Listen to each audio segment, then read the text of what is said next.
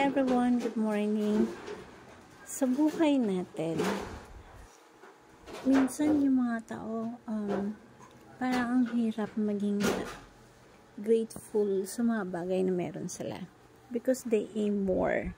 Hindi nila napapansin yung mga maliliit na blessings ni God sa buhay nila. Ang kaya lang nila makita is yung mga maliliit blessings.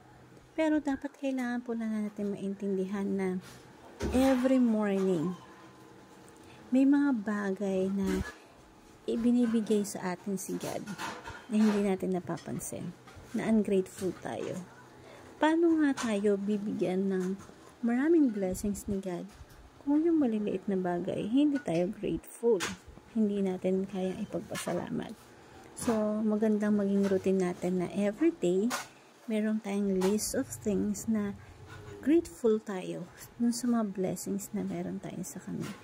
To acknowledge that God, to acknowledge Him, na na-appreciate natin, nakikita natin yung mga bagay na binigay niya sa atin, maliit o malaki man.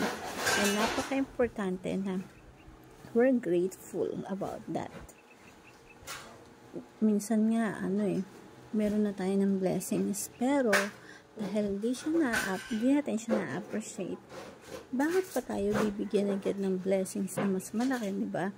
Kung yung bagay na ibigay niya sa atin, hindi tayo marunong magpasalamat, hindi natin na-appreciate, ba't niya pa bibigyan ng mas malaking blessings pa? So, para ang isang tao is, para sa akin, para mas marami kang blessings matanggap, diba? Dapat kahit yung maliliit na bagay, ipinagpapasalamat natin. Matuto tayong magpasalamat kahit sa maliliit na bagay na meron tayo. Yun nga lang bagay na buhay ka, everyday, dapat natin ipagpasalamat yun.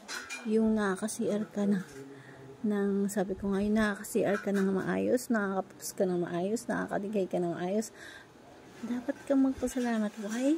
Kasi hindi lahat ng tao normal yung function ng system ng katawan nila.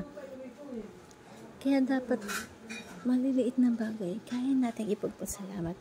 At nalulugod ang Panginoon kahit sa maliliit na bagay, marunong tayo magpasalamat. Mas bibigyan ka pa niya ng mas maraming blessings. Kung yung maliliit na blessings, nakikita niya na nagagalak yung puso mo. Kaya overflow ka pa niya ng maraming blessings. Sana matutunan natin na everyday, sa maliliit o malaking bagay, na-appreciate natin kung ano yung binigay niya sa atin. Hope you learn something. Thank you everyone and God bless.